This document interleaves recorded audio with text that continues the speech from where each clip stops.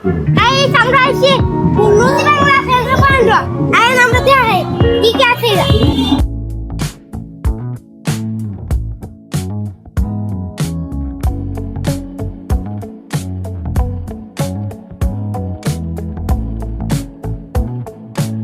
আপনারা যারা নদী বাংলা পয়েন্টে কাপড় কিনতে আসবেন অবশ্যই লাইক ফ্যাশনে আসবেন।